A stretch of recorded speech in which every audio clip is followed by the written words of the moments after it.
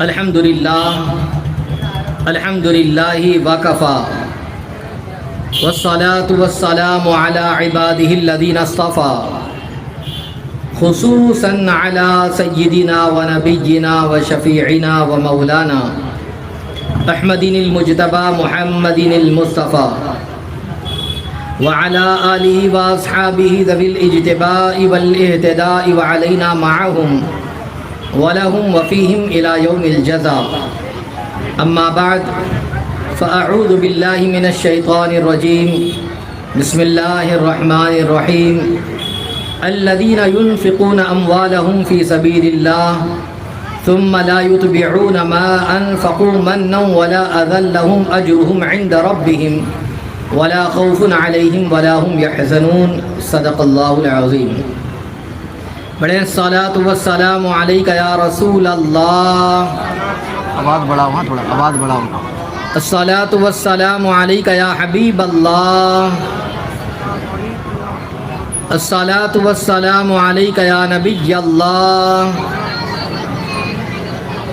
وعلی آلک واصحابک یا نور اللہ، صلی اللہ تعالی علیہ وسلم۔ میں نے جس آیہ کریمہ کی تلاوت کا شرف حاصل کیا، اللہ جل شانہ اس کے متعلق مجھے حق کہنے اور آپ سب کو حق سننے اور ہم تمام کو اس پر عمل کرنے کی توفیق رفیق عطا فرمائے۔ آج انشاءاللہ العظیم ہم خلیفہ سوم، امیر المؤمنین، خلیفۃ المسلمین حضرت سیدنا عثمان ذو النورین جامع القرآن صاحب الحجرتین رضی اللہ مولا تبارک و تعالیٰ عنہ کی بارگاہ میں خراج عقیدت پیش کرنے کی غرض سے جمع ہوئے ہیں۔ حضرت عثمان غنی رضی اللہ مولا تبارک و تعالیٰ عنہ کی شان بڑی نرالی ہے، آپ کا مقام بہت ہی بلند و بالا ہے، آپ کی ذات بہت ہی عرف و اعلیٰ ہے۔ میں آپ کو بتاؤں حضرت عثمان غنی رضی اللہ مولا تبارک و تعالیٰ عنہ کی ذات کے حوالے سے کہ حضرت عثمان غنی رضی اللہ مولا تبارک و تعالیٰ عنہ کی شان اتنی بلند و بالا ہے کہ اسلام قبول کرنے سے پہلے بھی مکہ کے لوگ آپ سے محبت کیا کرتے، لوگوں کی توجہ آپ کی طرف ہوا کرتی اور آپ لوگوں کا خیال بھی کیا کرتے۔ مکہ مکرمہ کے اندر قریش آپ سے ایسی عقیدت اور ایسی محبت کیا کرتے، قریش اتنا لگاؤ آپ سے رکھا کرتے کہ جب اپنے بچوں کو سلاتی، ہوتا ہے ایسا کہ لوریاں گاتی ہے، کہانیاں سناتی ہے اور بچوں کو سلایا جاتا تھا۔ اب ایسا سسٹم تو نہیں ہے، اب تو جو ہے موبائل ہاتھ میں دے دیا جاتا ہے اور خود بھی موبائل دیکھتے دیکھتے سوتے ہیں، بچے بھی یہی کرتے ہیں۔ مگر ایسا ہوتا تھا کہ پہلے بچوں کو قصے کہانیاں سنایا جاتا اور بچے اس طریقے سے اسے سنتے سنتے سو جایا کرتے۔ حضرت عثمان غنی رضی اللہ عنہ کی شان میں آپ کو بتاؤں کہ مکہ مکرمہ میں قریش کی عورتیں جب اپنے بچوں کو سلاتی تو ان سے یہ کہتی، اے میرے بچوں سو جاؤ، ہم تم سے ایسی محبت کرتے جیسے کہ قریش عثمان سے محبت کرتے۔ آواز بڑھائے نہیں، ایسی محبت کرتے ہیں جیسے قریش عثمان سے محبت کرتے ہیں۔ آپ اس سے اندازہ لگائیے کہ قریش حضرت عثمان ذو النورین سے کیسی محبت کیا کرتے، کیسی ان سے عقیدت تھی، کیسا لگاؤ تھا۔ حضرت عثمان غنی رضی اللہ مولا تبارک و تعالیٰ عنہ کی شان بڑی نرالی ہے، آپ صاحب الحجرتین بھی ہیں، یعنی 2 مرتبہ آپ نے ہجرت فرمائی۔ ایک تو یہ کہ جب حبشہ کی جانب پہلی دفعہ ہجرت ہوئی تو حضرت عثمان غنی نے اس موقع پر بھی ہجرت فرمائی، اور دوسری دفعہ جب مدینہ منورہ ہجرت فرمائے میرے آقا علیہ السلام، اس کے بعد حضرت عثمان غنی رضی اللہ مولا تبارک و تعالیٰ عنہ نے مدینہ منورہ کی جانب بھی ہجرت فرمائی۔ آپ گویا کے 2 جگہ پر ہجرت کرنے والے ہیں، اس لیے آپ کا لقب صاحب الحجرتین بھی ہے۔ اسی طریقے سے آپ کی شان، آپ کا مقام اور آپ کی ذات یہ بھی ہے کہ آپ کو ذوالنورین بھی کہا جاتا ہے۔ ذوالنورین کا مطلب ہوتا ہے دو نور والے۔ ذوالنورین حضرت عثمان ذوالنورین آپ سنتے ہوں گے، پڑھتے ہوں گے۔ ذوالنورین کیوں کہتے ہیں؟ ذوالنورین کا مطلب ہوتا ہے دو نور والے، چونکہ اللہ کے رسول علیہ الصلوۃ والتسلیم سراپا نور ہے۔ قرآن نے خود اس کے حوالے سے بیان فرمایا، قد جاءکم من اللہ نور، تحقیق کہ تمہارے پاس اللہ کی جانب سے نور آیا۔ یہاں جو نور کا جو ذکر کیا جا رہا ہے، مفسرین فرماتے اس سے حضور علیہ السلام کی ذات ہے۔ میرا آقا علیہ الصلوۃ والتسلیم سراپا نور ہے، اور آقا علیہ السلام نور ہے، آقا کی اولاد یہ بھی نور ہے۔ اسی لیے تو میرے اعلیٰ حضرت عظیم البرکت یوں بیان کرتے ہیں، تیری نسل پاک میں ہے بچہ بچہ نور کا، تیری نسل پاک میں ہے بچہ بچہ نور کا، تو ہے عین نور، تیرا سب گھرانہ نور کا۔ میرا آقا علیہ السلام کی پیروی مانو، اللہ کے رسول علیہ الصلوۃ والتسلیم نور والے ہیں، آپ کی آل بھی نور والی ہے۔ اب آپ دیکھیں ذوالنورین کہنے کی وجہ یہ ہے، آقا کریم صلی اللہ علیہ وسلم نے اپنی دختر، اپنی صاحبزادی حضرت رقیہ رضی اللہ المولا تبارک و تعالی عنہا کا نکاح حضرت عثمان غنی رضی اللہ المولا تبارک و تعالی عنہ سے فرمایا۔ آپ دیکھو تو صحیح، سرکار کے داماد ہونے کا شرف بھی جن کو حاصل ہے، حضور جسے اپنی بیٹی دے رہے ہو، حضور جسے اپنا دل کا ٹکڑا دے رہے ہو، سوچو وہ ذات کتنی بلند ہوگی، وہ ذات کیسی عرف و اعلیٰ ہوگی۔ میرے آقا علیہ السلام نے حضرت رقیہ کا نکاح ان سے فرمایا، اور پھر ایک وقت وہ آیا حضرت رقیہ رضی اللہ المولا تبارک و تعالی عنہا کا وصال ہو گیا، تو اس کے بعد آقا کریم صلی اللہ تعالی علیہ وسلم نے اپنی دوسری صاحبزادی حضرت ام کلثوم رضی اللہ المولا تبارک و تعالی عنہا کا نکاح بھی حضرت عثمان غنی رضی اللہ المولا تبارک و تعالی عنہ سے فرمایا۔ اور اتنا ہی نہیں بلکہ نکاح فرمانے کے بعد آقا ارشاد فرماتے ہیں، اگر میری 40 بیٹیاں ہوتی، ایک روایت میں آیا ہے 40 بیٹیاں ہوتی تو میں یکے بعد دیگر عثمان کے عقد میں دیتا جاتا، اور ایک روایت میں یہاں تک کیا آیا ہے، اگر میری 100 بیٹیاں ہوتی تو میں یکے بعد دیگر عثمان کے عقد میں دیتا جاتا۔ آپ اس سے حضرت عثمان غنی کی ذات کا اندازہ لگائیے، رسول اللہ صلی اللہ علیہ وسلم جن کے حوالے سے یوں بیان کرتے ہو، اور اپنی صاحبزادی جن سے بیاہ رہے ہو، وہ ذات کتنی عرف و اعلیٰ ہوگی، اور وہ کس شان کے مالک ہوں گے۔ حضرت عثمان بڑے حیا والے تھے، حضرت عثمان بڑے شرمیلے تھے۔ حضرت عثمان غنی رضی اللہ تعالیٰ کے حیا کا عالم یہ ہے کہ ایک مرتبہ حضرت ابوبکر صدیق رضی اللہ مولا تعالیٰ حضور کی بارگاہ میں آئے، حضور علیہ السلام آرام فرماتے، بدستور لیٹے رہے۔ حضرت عمر آئے، میرے آقا بدستور لیٹے رہے، مگر جیسے کسی نے کہا عثمان آئے ہیں تو آقا علیہ السلام نے اپنے تہبند کو سمیٹ لیا، آقا بیٹھ گئے۔ ام المؤمنین کہتی ہے کہ کیا بات ہے آقا، میرے بابا جب آئے آپ بدستور لیٹے رہے، عمر آئے آپ نے کوئی حرکت نہ کی، مگر جیسے عثمان کے حوالے سے آپ نے خبر سنی، آپ نے اپنے آپ کو سمیٹا، آپ نے اپنے تہبند کو سمیٹا اور آپ بیٹھ گئے، اس کی وجہ کیا ہے؟ فرماتے میرے آقا علیہ السلام ہے عائشہ، میں اس شخص سے حیا کیوں نہ کروں جس سے آسمان کے فرشتے بھی حیا کرتے ہیں۔ بے شک سبحان اللہ،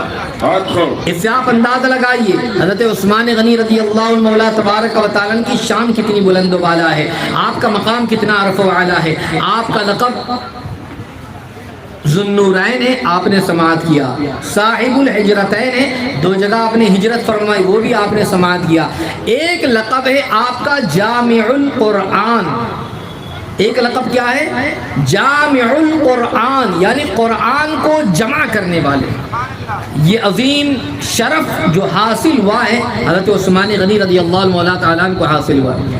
قرآن مقدس یوں تو سرکار علیہ السلام کے وصال ظاہری کے بعد حضرت ابوبکر صدیق نے جمع کرنے کا ارادہ فرمایا، اور آپ نے جمع بھی کیا، مگر قرآن ایک کتابی شکل میں نہیں تھا، مصحف کی شکل میں نہیں تھا۔ حضرت عثمان غنی نے جو قرآن کو جمع کیا، 3 چیزیں اس میں، خاص طور سے حضرت عثمان غنی رضی اللہ عنہ مولا تعالیٰ کی ذات جنہوں نے خاص طور سے اس کا اہتمام کیا وہ یہ ہیں کہ قرآن مقدس کے نزول کے وقت جیسے جیسے صاحب جو ہے کاتب جو ہے لکھا کرتے، کبھی اونٹ کی ہڈی پر، کبھی کسی پتھر پر، کبھی کسی پتے پر، کبھی کسی ورق پر، اور اس طریقے سے جیسے جیسے آیتوں کا نزول ہوتا رہا، جیسے سورتوں کا نزول ہوتا رہا، اور اسے تحریر کرتے رہتے، اور تحریریں ہوتی وہ مختلف جگہوں پر تھی، مگر حضرت عثمان غنی رضی اللہ عنہ نے اس چیز کی ضرورت محسوس کی۔ آپ نے قرآن کے جو نسخے الگ الگ جگہوں پر تھے سب کو جمع کرنے کا حکم دیا، کبھی ہڈیاں یا پتھر یا تختیوں پر یا ورق پر یا جہاں جہاں قرآن لکھا گیا تھا، آپ نے اس تمام کے تمام نسخوں، تمام کے تمام جو الگ الگ مقامات پر جو لکھی گئی آیتیں اور جو رکوع اور جو تحریر تھے وہ سب کے سب صورتوں کو آپ نے جمع کیا اور ایک مصحف کی شکل دی، کتاب کی شکل دی۔ الحمد سے والناس تک آپ جو دیکھ رہے یہ حضرت عثمان غنی رضی اللہ عنہ مولا تبارک و تعالیٰ کا اس میں بڑا عمل ہے کہ آپ نے سورہ فاتحہ سے سورہ ناس تک اس چیز کو جمع کیا۔ ایک کام آپ نے یہ کیا، اس کے نسخے کو آپ نے تیار کیا۔ دوسرا کام آپ نے یہ کیا کہ آپ نے امیر المؤمنین عمر بن خطاب رضی اللہ عنہ کی ظاہری حیات کے حوالے سے آپ نے سماعت کیا۔ آپ کے دور خلافت میں اسلام 22 لاکھ مربع میل تک پھیل چکا تھا، اتنا وسیع علاقہ، اتنا بڑا علاقہ جس میں اسلام پھیل چکا ہے، مگر اللہ کی کتاب کو وہاں تک پہنچانا تھا، تو اب یہ پہنچانا ضروری بھی تھا۔ حضرت عثمان غنی نے اس کے الگ الگ نسخے بنائے اور پھر اس کے بعد ایک ایک نسخہ الگ الگ علاقوں کے اندر، الگ الگ جو ہے ملکوں اور شہروں کے اندر آپ نے روانہ فرمایا، اور پھر وہاں حکم جاری کیا کہ بالکل ہو اس کی نقل کی جائے، اس کی کاپیاں تیار کی جائے۔ پرنٹنگ تو آج ہے نا، مشینری تو آج ہے، مگر پہلے پرنٹنگ کا دور نہیں تھا، پہلے کتابت کی جاتی تھی، ہاتھوں سے لکھا جاتا تھا، تو اس ایک نسخے کو الگ الگ علاقوں میں پھیلا دیا گیا اور پھر اس کے بعد اس کی کاپیاں بنا کر قرآن مقدس کو عام کیا گیا۔ یہ بھی کام آپ نے کیا۔ تیسرا کام قرآن مقدس کے حوالے سے آپ نے ایسا کیا، قرآن نازل ہوا ہے عربی لہجے کے اندر، اسی لیے کہا کہ زین القرآن باصواتکم، اپنی آواز کے ذریعے قرآن کو زینت بخشو، اچھے انداز سے قرآن کو پڑھو۔ اچھے انداز سے قرآن پڑھنے کی تعلیم دی گئی ہے، قرآن کو سیکھنا ضروری ہے۔ اب قرآن جو نازل ہوا ہے عرب میں نازل ہوا، اور قریش، میرا آقا علیہ السلام قریشی ہے تو لہجے قریش میں نازل ہوا ہے۔ اب ایسا تھا کہ لوگ قرآن کو پڑھتے، آقا کی بارگاہ میں آنے والے سنتے، کوئی کس دیہات سے آیا، کوئی کسی علاقے سے آیا، کوئی کسی علاقے سے آیا، اور عربی تو بول رہے ہیں مگر اپنے اپنے لہجے میں اسے پڑھ رہے ہیں۔ جیسے یہاں پر بھی بہت سارے لوگ ہیں، اب اردو بولنے والے بہت سارے، مگر جو جس علاقے کا ہوگا اس کی اردو ایسی ہوگی۔ اگر کوئی حیدرآباد سے ہوگا دکنی لہجہ اس کے اندر شامل ہو جائے گا، کوئی کرناٹکا سے ہوگا تو اس کا لہجہ ویسا ہوگا، گجرات سے ہوگا تو اس کا گویا کہ جس علاقے سے ہو لہجے اس کے تھوڑے تبدیل ہوتے رہتے ہیں۔ اب اس طریقے سے قرآن کو لوگ اپنی مرضی کے مطابق اپنے لہجے میں پڑھتے۔ حضرت عثمان غنی رضی اللہ تعالیٰ نے اس چیز کو رائج کیا کہ قرآن کو قریشی لہجے میں پڑھا جائے، اور اس لہجے کو بھی آپ نے عام کیا، گویا کہ آپ نے قرآن کو جمع بھی کیا، قرآن کے نسخوں کو دنیا بھر کے اندر تقسیم بھی کروایا، اور قریشی لہجے کو آپ نے رائج بھی کیا۔ اسی لیے آپ کو جامع القرآن کہا گیا ہے، یہ آپ کا بڑا لقب ہے، جامع القرآن، قرآن کو جمع کیا گیا۔ اے میرے آقا علیہ السلام کے پیارے دیوانوں، یہ بہت بڑا کام حضرت عثمان غنی رضی اللہ عنہ مولا تبارک و تعالیٰ نے کیا ہے۔ اس کے ساتھ میں ایک الگ آپ کا یہ بھی آتا ہے، مجاہد جیش العسرۃ فی رضی الرحمن، آپ نے خطبے کے اندر سنا ہوگا، اللہ اکبر اللہ اکبر، جیش عسرہ کے موقع پر آپ نے اسلام کی مدد فرمائی ہے، آپ کو یہ بھی خاصیت حاصل ہے، اللہ اکبر اللہ اکبر۔ آج کل ہوتا ایسا ہے، دین کے لیے اگر قربانی کی ضرورت پیش آ جائے، اللہ نے اگر مال عطا فرمایا ہے، اللہ نے دولت عطا فرمائی ہے، اور اللہ نے دل بھی دیا ہے، تو وہ انسان بڑا سخی بھی ہے۔ اس لیے کہ سخی کے حوالے میں کہا گیا، سخی بندہ لوگوں سے بھی قریب ہے، اللہ سے بھی قریب ہے، جنت سے بھی قریب ہے۔ اور بخیل کے حوالے میں فرمایا گیا، بخیل لوگوں سے دور، اللہ سے دور اور جنت سے دور، جہنم سے قریب ہوتا ہے وہ۔ تو اللہ نے اگر مال دیا، مال کو اللہ کی راہ میں خرچ کرنا چاہیے، جہاں ضرورت پیش آ جائے اللہ کی راہ میں لٹانا چاہیے، خرچ کرنا چاہیے۔ اللہ دولت بھی عطا کرے اور پھر اس کے ساتھ ساتھ دینے کی توفیق بھی عطا کرے، سمجھ جاؤ بندہ کامیاب ہے۔ اور دولت بہت زیادہ ہے، بہت زیادہ ہے، مگر دینے کی توفیق نہیں ہے تو پھر یاد رکھ لینا زندگی تو گزر جائے گی، زندگی کٹ جائیں گی، موت آ جائیں گی، وہ ساری دولتیں ایک طرف، بعد والے عیش کریں گے۔ اللہ اکبر۔ حضرت عثمان غنی رضی اللہ عنہ کو اللہ نے بہت مال عطا فرمایا تھا، اللہ نے مالدار بنایا تھا، بلکہ عالم یہ ہے حضرت عثمان غنی کی سخاوت کا، حضرت عثمان غنی نے اتنا بانٹا ہے۔ لوگ کہتے ہیں نا اگر دوں گے تو ختم ہو جائے گا، ابھی کہیں مسجد میں ضرورت پڑ جائے کہ کوئی کہنے والا کہہ دے بھائی اللہ کے نام پر دے دو، کبھی کمیٹی والوں نے جو ہے ایمبولینس وغیرہ کا اہتمام کیا ہے، اس پر کافی کچھ خرچ ہے، قرض ہے، اگر کوئی کہہ دے تو لوگ سوچیں گے ارے میں 2000 5000 دیا تو میرا مال گھٹ جائے گا، اتنا کم ہو جائے گا۔ میں کہوں گا نادان، اللہ کی راہ میں دینے سے مال ختم نہیں ہوتا، کم نہیں ہوتا، بلکہ اللہ مال میں برکت عطا فرماتا ہے۔ اور کیسی برکت؟ حضرت عثمان غنی آج سے تقریباً 1500 سال کم و بیش پہلے گزرے ہیں، اور اس موقع سے آپ سخی ہیں، آپ بانٹتے رہیں، آج 1500 سال ہو گئے ہیں، آج تک آپ کی سخاوت جاری ہے۔ اور وہ کیسے؟ آپ کہیں گے یہ کیسے؟ آج تک سخاوت کیسے جاری ہے؟ تو میں آپ کو کہنا چاہوں گا حضرت عثمان غنی کا باغ تھا، باغ جو تھا وہ حضرت عثمان غنی رضی اللہ عنہ کا تھا۔ آپ کے بعد جو ہے وہ باغ چلتا رہا، اس میں کھجوریں اگتی رہی، مسلمان فائدہ اٹھاتے رہے۔ سعودی گورنمنٹ نے کام یہ کیا، وہ باغ کا حصہ جب جو ہے توسیع کا کام ہوا تو اس باغ کی جو قیمت ہوتی تھی اس قیمت کو انہوں نے لیا، اور اس قیمت کے ذریعے ایک جو ہے ہوٹل کو انہوں نے تعمیر کیا، فندق عثمان بن عفان۔ آج بھی مدینہ منورہ کے اندر یہ ہوٹل موجود ہے، بہت ساروں نے دیکھا ہوگا، فندق عثمان بن عفان نام کی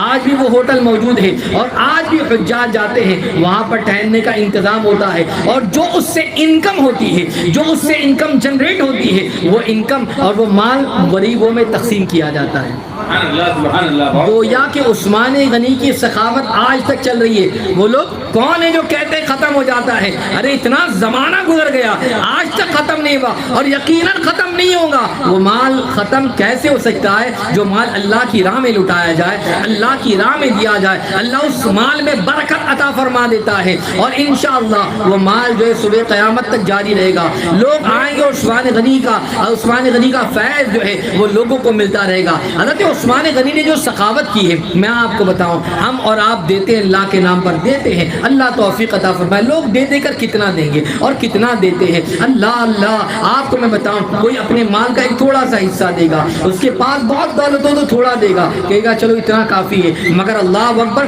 حضرت عثمان غنی کی سخاوت میں آپ کو بتانا چاہتا ہوں۔ جیش عسرہ کے موقع پر آپ نے جو سخاوت کے دریا بہائے ہیں، اللہ اکبر، میرے آقا علیہ الصلوۃ والتسلیم ہے، جنگ ہونی ہے، اللہ اکبر، تبوک کا موقع ہے، مسلمانوں کے پاس اس موقع پر کچھ بھی نہیں ہے، مال نہیں ہے، دولت نہیں ہے، سواری کے لیے سامان نہیں ہے، اور جو ہے گھوڑے نہیں ہے، اسلحے نہیں ہے، یہ ساری چیزوں کی قلت ہے۔ ایسے موقع پر کیا کیا جائے؟ آقا علیہ السلام نے صحابہ کو جمع کیا، اور جمع کرنے کے بعد ان سے ارشاد فرمایا، اللہ کے نام پر کون ہے جو اللہ کے نام پر اٹھائے، اللہ کے نام پر دے۔ جیش عسرہ کے موقع پر قحط کا معاملہ تھا، کھانے پینے کی چیزیں نہیں ہیں، جب کھانے پینے کی چیزیں نہیں ہیں تو پھر اب جو ہے جنگی اسلحوں کی چیزیں کہاں سے ہوں گی، سامان سواری کے لیے کہاں سے ہوں گے، اور گھوڑے کہاں سے ہوں گے؟ میرا آقا علیہ السلام نے صحابہ کو ابھارا، لوگوں نے اپنے اپنے اعتبار سے مال کو اللہ کے رسول کے نام پر جو ہے آئے اور آ کر قدموں میں ڈالتے رہے، حضور میری طرف سے یہ قبول فرمائے، حضور میری طرف سے قبول فرمائے، اللہ اکبر۔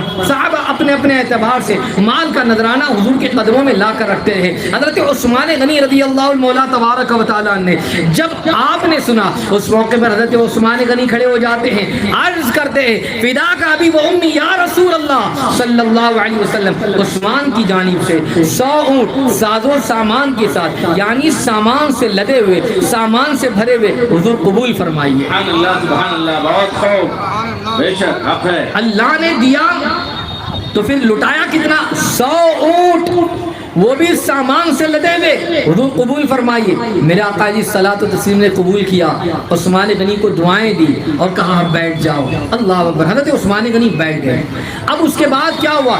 پھر میرے آقا علیہ السلام، اس لیے کہ مال کی قلت تھی، اب اتنے سے کام چلنا نہیں تھا، اس لیے آقا علیہ السلام نے مزید ابھارا اور لوگوں کو مائل کیا، کہا کہ اللہ کے نام پر دیں، اللہ کے نام پر جمع کرے۔ اللہ اکبر، حالانکہ ایک حصہ آیا ہوا ہے مگر اتنا کافی نہیں ہے۔ اللہ کے رسول علیہ الصلوۃ والتسلیم نے مزید جب صحابہ کو ابھارا اور اس طرف مائل کیا، حضرت عثمان غنی رضی اللہ تعالیٰ سے رہا نہ گیا، دوسری دفعہ کھڑے ہو جاتے ہیں، عرض کرتے ہیں یا رسول اللہ صلی اللہ علیہ وسلم، میرے ماں باپ آپ پر قربان، عثمان کی جانب سے 200 اونٹ ساز و سامان سے لدے ہوئے قبول فرمائیے۔ سبحان اللہ سبحان اللہ، نعرہ تکبیر، نعرہ رسالت، جشن شہدائے کربلا، شہدائے کربلا، حضرت علامہ افضل البرکاتی صاحب قبلہ، علماء اہل سنت، مسلک اعلیٰ حضرت۔ میرے پیارے آقا صلی اللہ تعالیٰ علیہ وسلم کی پیارے دیوانوں، 200 اونٹ ساز و سامان سے لدے ہوئے حضرت عثمان غنی نے بارگاہ رسالت امام صلی اللہ علیہ وسلم میں پیش کرنے کا وعدہ کر لیا۔ اللہ اکبر، اللہ اکبر۔ آقا علیہ السلام نے دیکھا، میرے آقا علیہ السلام نے خوب دعائیں دی۔ سبحان اللہ، وہ کیسے اشخاص ہوں گے جو رسول اللہ کی دعائیں لیتے ہوں گے، سبحان اللہ، ان کی کیا قسمت ہے۔ آقا علیہ السلام نے پھر حضرت عثمان کو بٹھایا، آقا علیہ السلام پھر لوگوں کو ابھار رہے ہیں، مائل کر رہے ہیں، راغب کر رہے ہیں، اور کون ہے جو اللہ کے نام پر دے، اللہ اور اس کے رسول کی رضا کی خاطر دے، اس لیے کہ مال ابھی بھی ناکافی ہے۔ اللہ اکبر، اللہ اکبر۔ اب اس کے بعد حضرت عثمان غنی رضی اللہ تعالیٰ نے جب اور مزید سنا، تیسری دفعہ کھڑے ہو جاتے ہیں، عرض کرتے فداک ابی و امی یا رسول اللہ صلی اللہ علیہ وسلم، عثمان کی جانب سے 300 اونٹ ساز و سامان سے لدے ہوئے آپ قبول فرما لیجیے۔ سبحان اللہ، بہت خوب۔ میرے آقا علیہ السلام کی پیارے دیوانوں، میرے آقا علیہ السلام نے خوب دعائیں دی، خوب دعاؤں سے نوازا اور فرمایا عثمان تم نے اس کی عوض جنت کو خرید لیا ہے، آج کے بعد کوئی چیز تمہیں تو نقصان نہیں پہنچا سکتی۔ اللہ اکبر۔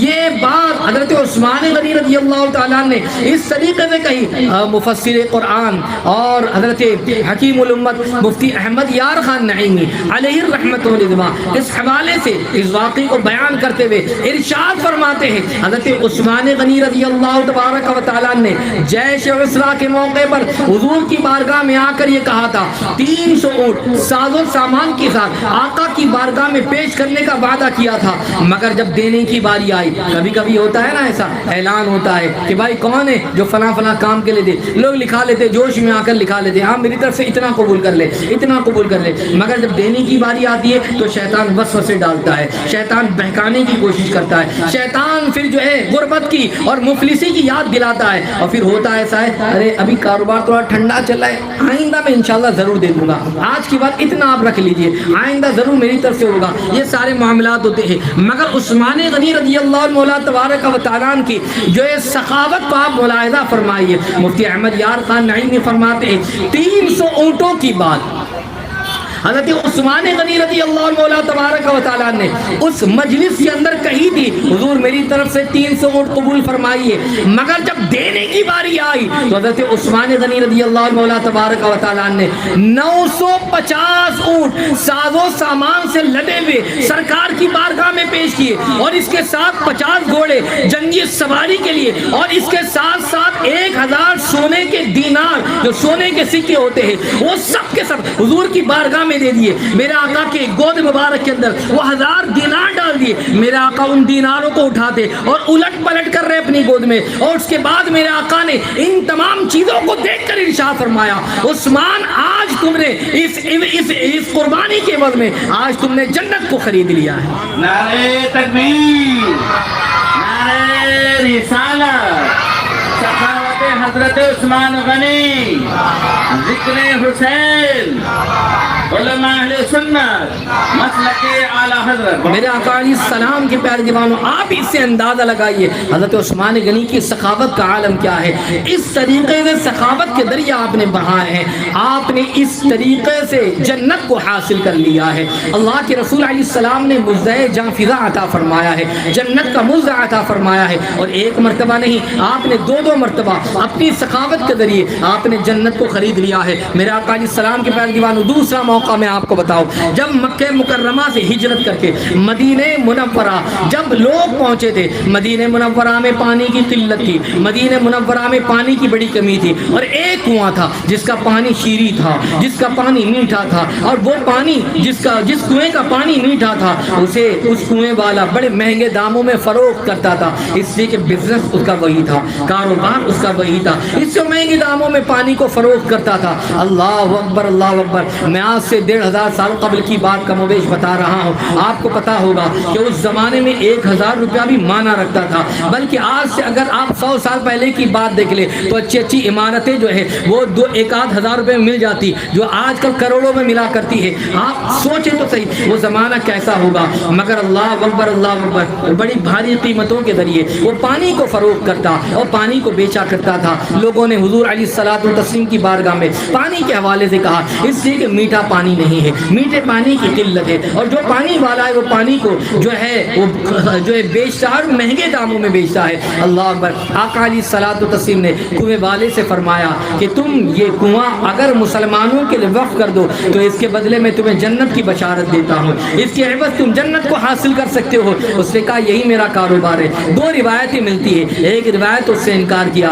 ایک روایت یہ ملتی ہے کہ وہ شخص مسلمان نہیں تھا، اس نے کہا کاروبار میرا یہ ہے۔ اللہ اکبر۔ حضرت عثمان غنی رضی اللہ تبارک و تعالیٰ نے جب اس بات کو سن لیا، اس بات کو معلوم کیا، اب اس کے بعد حضرت عثمان نے سرکار کے اس قول کو جانا، اور اس کے بعد ارشاد فرماتے ہیں اگر جو یہ شربت تھوڑی دیر کے بعد بانٹے نا تو زیادہ بہتر رہے گا، 10 منٹ اور رک جائیں تاکہ لوگ کی توجہ یہاں پر رہے، ورنہ پینے کی طرف توجہ رہے گی۔ تھوڑا معذرت، بہت اچھا کام کر رہے، اللہ آپ کو جزا عطا فرمائے اور اس طریقے سے تقسیم کرنے کی توفیق بھی عطا فرمائے، مگر تھوڑی دیر اور۔ میرے آقا علیہ السلام کے پیارے دیوانوں، آپ سنیں، اللہ رب محمد صلی اللہ علیہ وسلم، نحن عباد محمد صلی اللہ علیہ وسلم، صلاۃ و سلام علیک یا سیدی یا رسول اللہ صلی اللہ تعالی علیہ وسلم۔ آپ دیکھیں کہ آپ نے کس طریقے سے فرمایا کہ پانی اس کنویں کے ذریعے تم جنت کو حاصل کر سکتے ہو، مگر اس سے انکار کر دیا تھا۔ اب آپ دیکھیں حضرت عثمان غنی نے سن لیا تھا، آپ نے جان لیا تھا۔ حضرت عثمان غنی رضی اللہ عنہ تبارک و تعالیٰ جو ہے اس شخص کے پاس پہنچتے ہیں، اور اس شخص کے پاس پہنچنے کے بعد اس سے ارشاد فرماتے ہیں کہ ایک کام یہ کرتے ہیں کہ اس کنویں کو تم مجھے بیچ دو، میں اسے خرید لیتا ہوں۔ اور اس نے کہا کہ نہیں، کاروبار تو میرا ہے، اس کنویں کو میں بیچوں گا نہیں۔ حضرت عثمان نے جب کہا یہ کنواں بیچنا نہیں چاہتا، آپ نے فرمایا کام کرتے آدھا آدھا کر لیتے ہیں، آدھا آدھا کنواں ہمارا اور تمہارا، اس بات پر ڈیل کر لیتے ہیں، آدھا آدھا کنویں کے مالک بن جائیں گے۔ اب اس طریقے سے آدھے آدھے پر راضی ہو گیا۔ اب معاملہ یہ ہوا کہ آدھا کنواں اس طریقے سے پانی کا معاملہ، ایک دن عثمان غنی کی باری کہ وہ جتنا چاہے وہ پانی کو لے سکتے ہیں، ایک دن اس شخص کی باری کہ وہ جتنا چاہے اتنا لے لے، وہ چاہے بیچے باٹے جو کچھ کرنا چاہے وہ کرے، اس طریقے کی باری متعین ہو گئی۔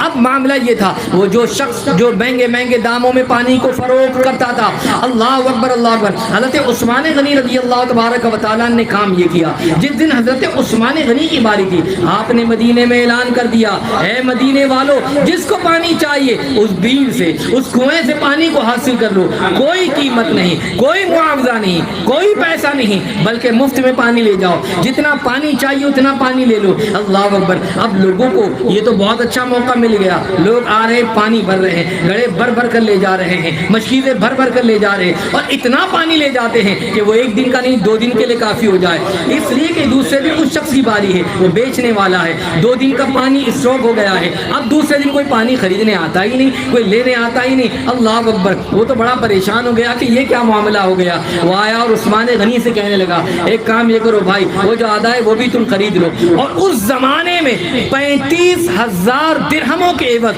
اس سے اس کنویں کو فروخت کیا۔ حضرت عثمان کہتے بڑا سستا سودا ہے، 35,000 درہم کے عوض، اس زمانے میں 35,000 دے کر حضرت عثمان غنی نے اس کنویں کو خرید لیا۔ اب یقین دیکھے، آقا علیہ الصلوۃ والتسلیم کی محبت دیکھے، اور میرے آقا علیہ الصلوۃ والتسلیم کے فرمان پر عمل کرنے کا جذبہ دیکھے۔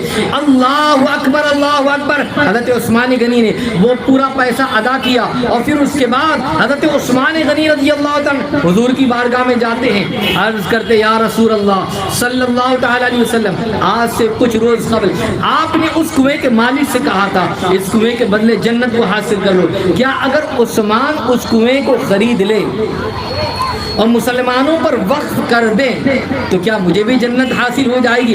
آقا علیہ السلام نے فرمایا ہاں کیوں نہیں۔ تو اس موقع پر حضرت عثمان عرض کرتے ہیں یا رسول اللہ صلی اللہ تعالی علیہ وسلم، عثمان نے اس کنویں کو خرید لیا ہے اور حضور اللہ اور اس کے رسول کی رضا کی خاطر میں نے وہ کنویں کو، اس پانی کو میں نے مسلمانوں کے لیے وقف کر دیا ہے۔ سبحان اللہ سبحان اللہ، بہت خوب۔ میرے آقا علیہ السلام کے پیارے دیوانوں، اس موقع پر بھی اللہ کے رسول علیہ الصلوۃ والتسلیم نے حضرت عثمان غنی رضی اللہ مولا تبارک و تعالیٰ عنہ کو جنت کی بشارت عطا فرمائی دی، عثمان تم نے اس کنویں کی عوض جنت کو حاصل کر لیا۔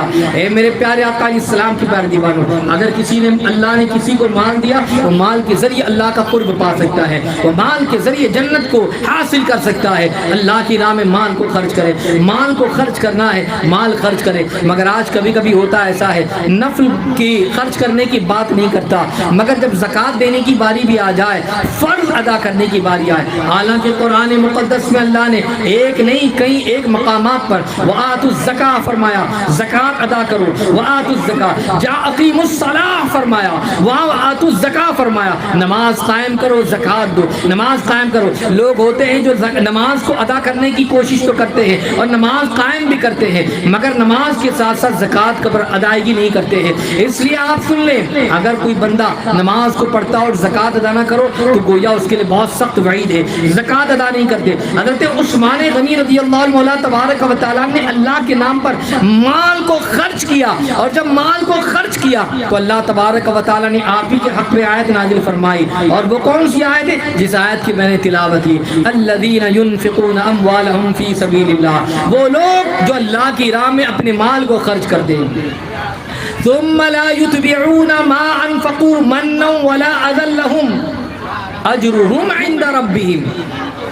اب وہ لوگ جو اللہ کی راہ میں خرچ کرتے ہیں اور دینے کے بعد احسان نہیں جتلاتے، بہت خوب، بے شک، سبحان اللہ۔ وہ تمہاری شادی تھی نا پڑوسی کی شادی، میں نے دیا تھا پیسہ، دیا اور چار لوگوں کو سنا رہے، وہ پتہ ہے آپ کو وہ فلاں مکان پہ رہنا، اس کی شادی کا کھانا پینا تو میں نے کیا تھا، اس کے جہیز کا سامان تو میں نے کیا تھا، یہ آدمی اس کا قرضہ تھا، اس قرض کی ادائیگی کے میں نے یہ کیا تھا، اس کو میں نے یہ دلایا، رمضان شریف میں کپڑا نہیں تھا میں نے دلا دیا، عید میں فلاں کے بچے کو میں نے دیا۔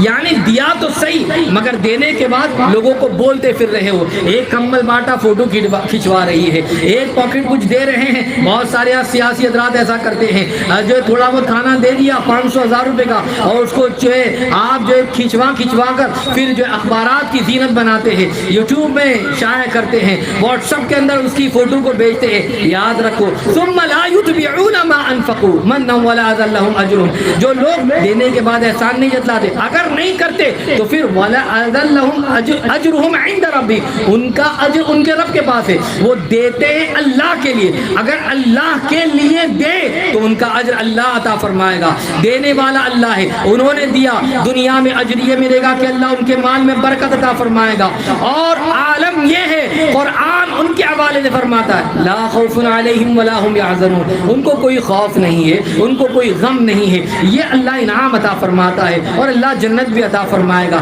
یہ آیت حضرت عثمان غنی حضرت عبد الرحمن ابن عوف کے حق میں نازل ہوئی ہے۔ میں آپ سے کہنا چاہوں گا، آپ دیکھیں تو صحیح، اللہ کی راہ میں اگر کوئی اپنے مال کو خرچ کرتا ہے تو خرچ کرنا اس کا رائے گا نہیں جائے گا، اللہ اجر عطا فرمائے گا۔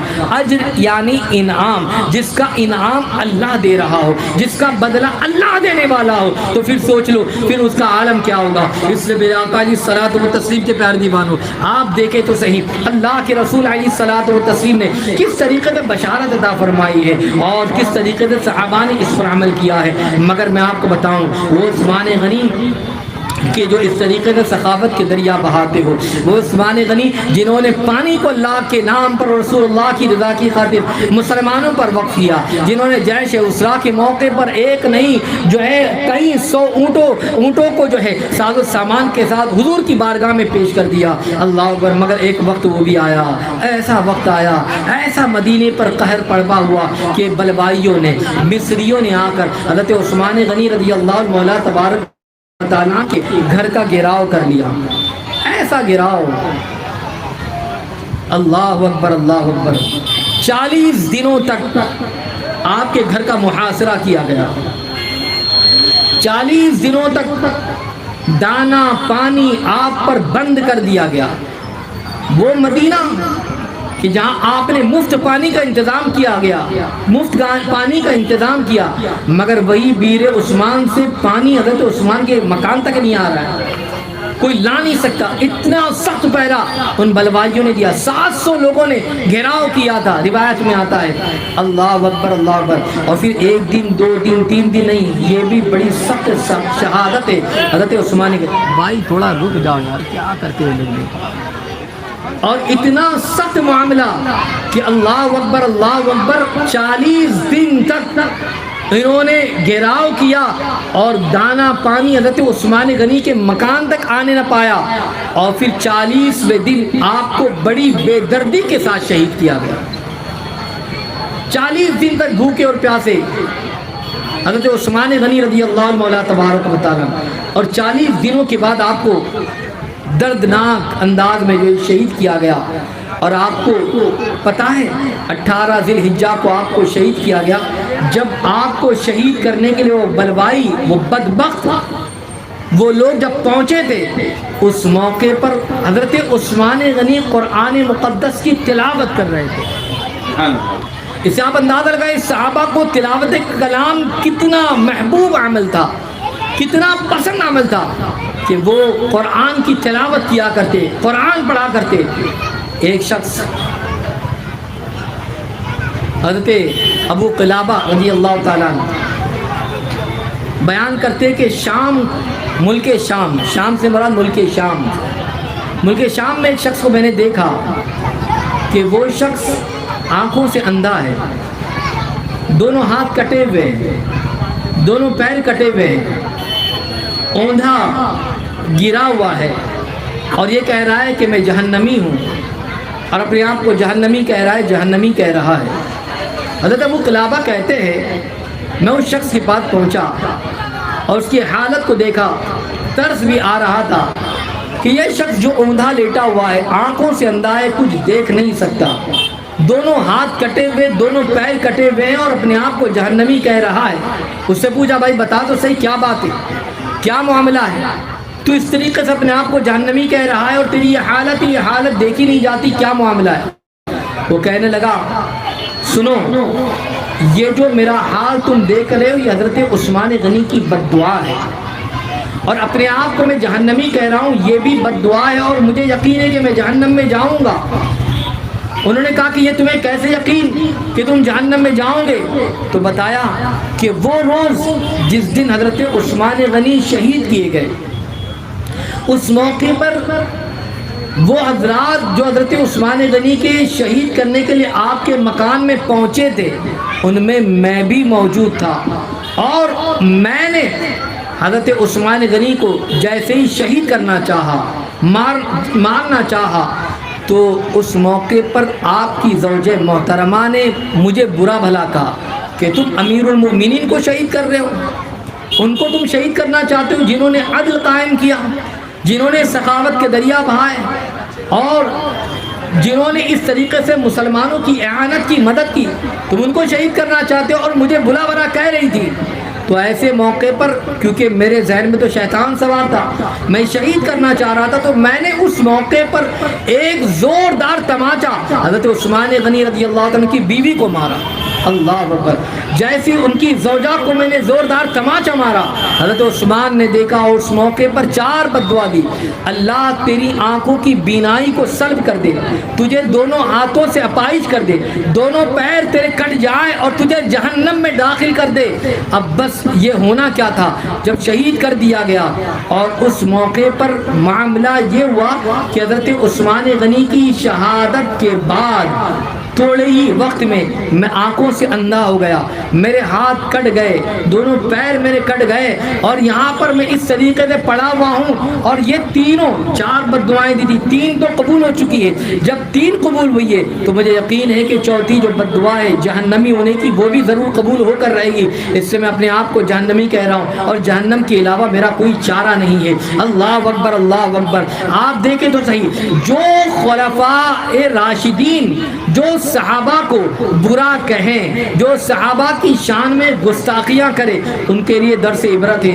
وہ لوگ، وہ اہل تشیع حضرات کہ جو خلفاء ثلاثہ کی توہین کرتے ہیں یا صحابہ کو برا کہتے ہیں، رسول اللہ صلی اللہ علیہ وسلم کے جانثاروں کی توہین کرتے، سبق حاصل کرے کہ انہوں نے اگر ایجاد دی ہے تو یہ نہ سمجھے کہ وہ کامیاب ہو گئے، بلکہ یہ سمجھے کہ ان کا انجام بڑا دردناک ہوگا، بڑا بھیانک ہوگا، دنیا میں بھی اور آخرت میں بھی۔ اللہ اکبر۔ بڑی دردناک طریقے سے حضرت عثمان کو اس دن شہید کیا گیا، اور جب شہید کیا گیا تو اس موقع پر آپ کے جب حلقوم سے جو خون کے قطرات ٹپکے ہیں تو وہ قرآن مقدس کی اس آیت پر جا کر لگے، فَسَيَكْفِيكَهُمُ اللَّهُ، یعنی اللہ تمہارے لیے کافی ہے۔ اور آپ کو جو 40 دنوں تک بھوکا اور پیاسا رکھ کر شہید کیا گیا۔ انا للہ و انا الیہ راجعون۔ یہ بڑی دردناک حضرت عثمان غنی کی شہادت ہے۔ میرے آقا علیہ السلام کے پیارے دیوانوں، حضرت عثمان غنی رضی اللہ عنہ مولا تبارک و تعالیٰ جو سرکار سے محبت کرتے، سرکار ان سے محبت کیا کرتے۔ آقا کریم صلی اللہ تبارک و تعالیٰ علیہ وسلم نے آپ کو جنتی ہونے کی بشارت بھی عطا فرمائی ہے، اور حضرت عثمان غنی نے دنیا ہی میں رہ کر جنت کا مزہ جو ہے حاصل کیا ہے۔ مگر اللہ اکبر، اس طریقے کا معاملہ ہمیں چاہیے کہ حضرت عثمان غنی سے عقیدت رکھے، حضرت عثمان غنی سے محبت کرے، آپ کے نقش قدم پر چلنے کی کوشش کرے۔ اتنا معاملہ کہ جنتی ہونے کی بشارت ہونے کے باوجود قبر کا خوف، آخرت کا خوف اتنا زیادہ تھا کہ جب حضرت عثمان غنی کے سامنے قبر کا تذکرہ ہوتا، کیا ہوتا؟ قبر کا تذکرہ، اور ہر انسان جاتا ہے اسے قبر میں جانا ہے۔ جب قبر کا تذکرہ ہوتا تو آپ رونے لگ جاتے، اتنا روتے کہ آپ کے آنسو رخسار سے ٹپک ٹپک کر زمین پر گرتے، اور جس زمین کے قریب آپ بیٹھے ہوتے وہ زمین آنسوؤں سے تر ہو جاتی۔ لوگوں نے کہا حضور جنت کا بھی تذکرہ ہوتا ہے، جہنم کا بھی تذکرہ ہوتا ہے، بہت سارے تذکرے ہوتے ہیں، مگر جب قبر کا تذکرہ ہوتا ہے آپ اس قدر روتے، اس کی وجہ کیا ہے؟ غور سے سنیے گا۔ آپ نے فرمایا آخرت کی منزل میں سب سے پہلی منزل قبر ہے۔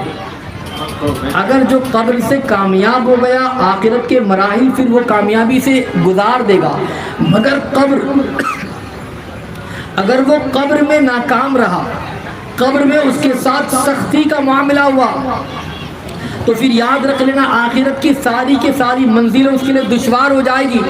اس لیے قبر کا جب تذکرہ آتا ہے تو میں رونے لگ جاتا ہوں۔ یہ کون کہہ رہا ہے؟ یہ وہ کہہ رہے ہیں جن کو دنیا میں جنتی ہونے کی خوشخبری حضور نے عطا کی ہے، اس کے باوجود قبر میں جانے کا اتنا ڈر، قبر کا اتنا خوف، اور آج ہماری صبح سے لے کر شام تک ہمارے اعمال ایسے ہیں کہ جو جہنم میں جانے کے قابل ہیں۔ ہماری زندگیاں ایسی گزر رہی کہ قبر میں ہمارے ساتھ کیا ہوگا یہ ہمیں نہیں پتا، کیا پتا ہمارے ساتھ قبر کے معاملات کیسے ہوں۔ اس کے باوجود قبر کا تذکرہ ہو تو ہمارے سر پر جو تک نہیں رہتی ہے۔ ہم تو قبرستان جاتے اور ٹھٹا مار کر پھر باہر آ جاتے، ایسا لگتا ہے کہ کبھی قبر میں جانا ہی نہیں ہے۔ یہ آج ہمارا حال ہو گیا، خوف خدا دل سے نکل چکا ہے، یہ عالم آج ہو چکا ہے۔ اس سے میرے آقا علیہ السلام کے پیارے دیوانوں، ڈرو اللہ سے، یہ درس عثمان غنی دے رہے۔ سخاوت کرو اللہ کے نام پر، یہ درس حضرت عثمان غنی دے رہے ہیں۔ اور اللہ تبارک و تعالیٰ کی رضا والا کام کرو، حیا کو اپناؤ، یہ حضرت عثمان غنی کی زندگی میں درس مل رہا ہے۔ اگر اس پر ہم نے عمل کیا تو ضرور از ضرور کامیاب ہو جائیں گے، کامران ہو جائیں گے۔ اللہ تعالیٰ مجھے آپ کو سب کو حضرت عثمان غنی رضی اللہ تعالیٰ کا صدقہ عطا فرمائے، آپ کے نقش قدم پر چلنے کی توفیق عطا فرمائے، اور مولا تبارک و تعالیٰ حضرت عثمان ذو النورین رضی اللہ تعالیٰ کے صدقے ہماری اور کل امت مسلمہ کی مغفرت فرمائے۔ اس لیے کہ حضرت عثمان کی ذات وہ ذات ہے کہ میرے آقا نے فرمایا حضرت عثمان غنی کی شفاعت سے اللہ تعالیٰ قیامت کے دن ایسے 70,000 افراد کو جنت میں داخل کرے گا۔ کتنے حضرات کو؟ 70,000 ایسے حضرات کو جن کو جہنم کے حوالے سے کہہ دیا گیا ہوگا، جہنم جس پر واجب ہو چکی ہوں گی، ایسے 70,000 افراد کی حضرت عثمان تنہا شفاعت کروائیں گے اور جنت میں لے جائیں گے۔ تو اللہ ان کی شفاعت ہم کو نصیب فرمائے، ان کے صدقے اللہ تعالیٰ ہم سب کی آخرت کو جو ہے کامیاب بنائے، اور مولا تبارک و تعالیٰ ایمان پر رکھے، ایمان پر خاتمہ نصیب فرمائے۔ استغفر اللہ العظیم الذی لا الہ الا هو الحی القیوم واتوب الیہ وما علینا الا البلاغ المبین۔